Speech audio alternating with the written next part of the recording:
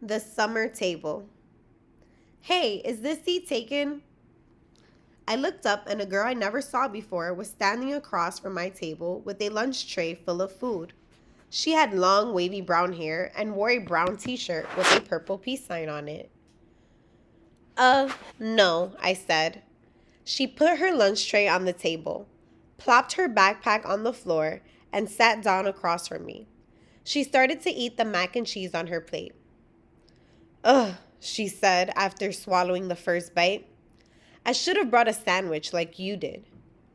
Yeah, I said, nodding. My name is Summer, by the way. What's yours?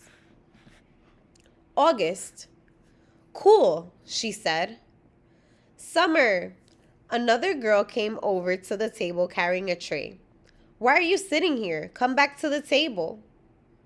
It was too crowded, Summer answered her. Come, sit here. There's more room.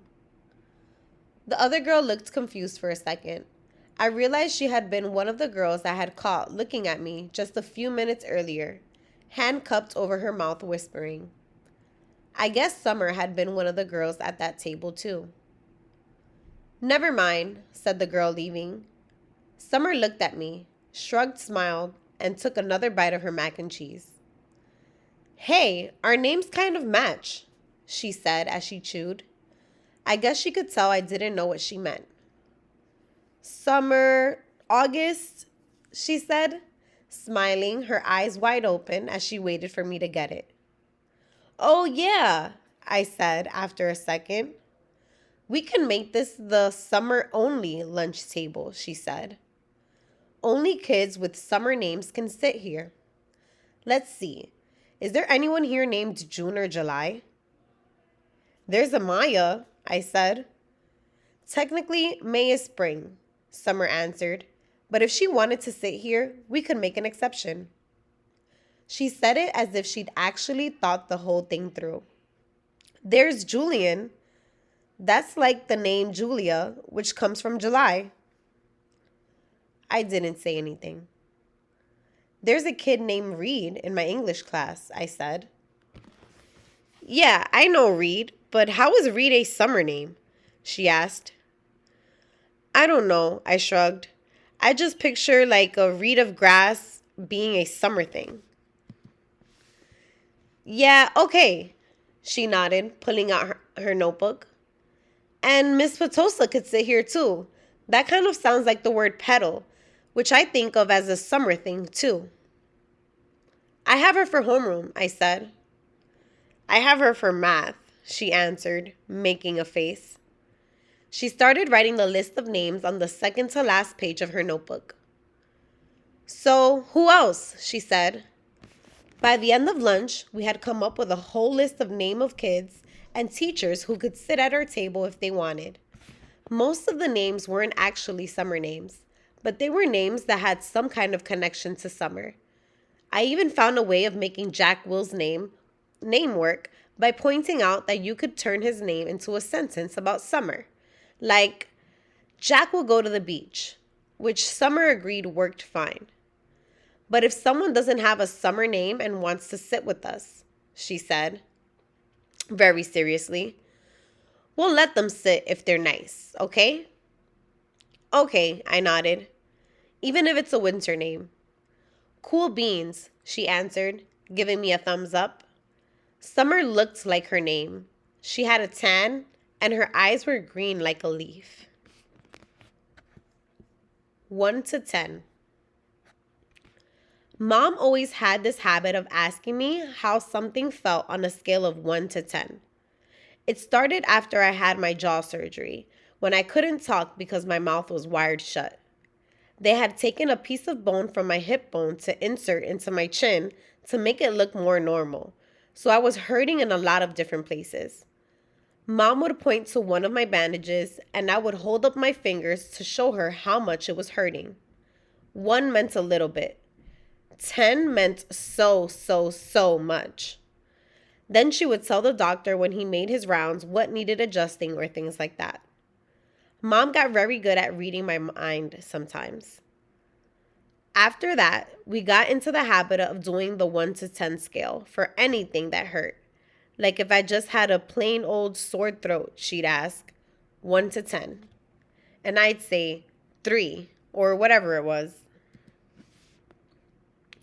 When school was over, I went outside to meet Mom, who was waiting for me at the front entrance like all the other parents or babysitters. The first thing she said after hugging me was, "So, how was it? 1 to 10? 5, I said, shrugging, which I could tell totally surprised her.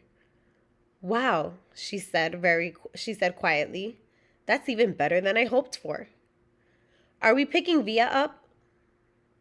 "Miranda's mother is picking her up today.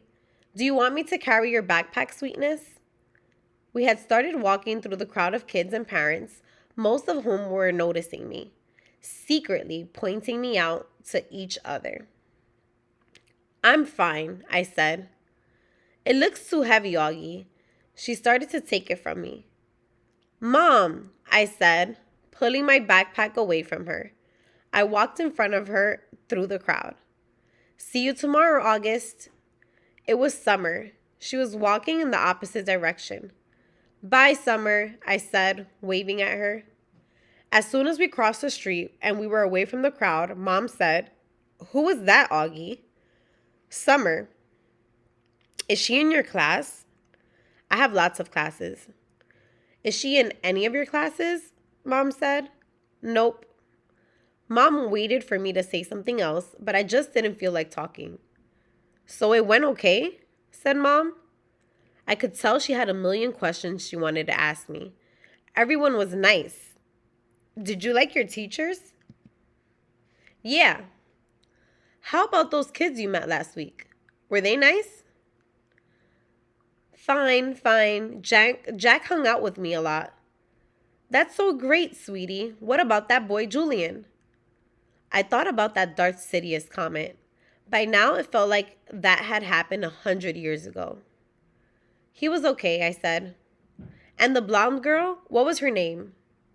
"Charlotte." "Mom, I said everyone was nice already." "Okay," Mom answered. I honestly don't know why I was kind of mad at Mom, but I was. We crossed Amsfort Avenue, and she didn't say anything else until we turned onto our block. "So," Mom said, "how did you meet Summer if she wasn't in any of your classes?" "We sat together at lunch," I said. I had started kicking a rock between my feet like if it was a soccer ball, chasing it back and forth across the sidewalk. "She seems very nice." "Yeah, she is." "She's very pretty," Mom said. "Yeah, I know," I answered. "We're kind of like Beauty and the Beast." I didn't wait to see Mom's reaction. I just started running down the sidewalk after the rock, which I had kicked as hard as I could in front of me.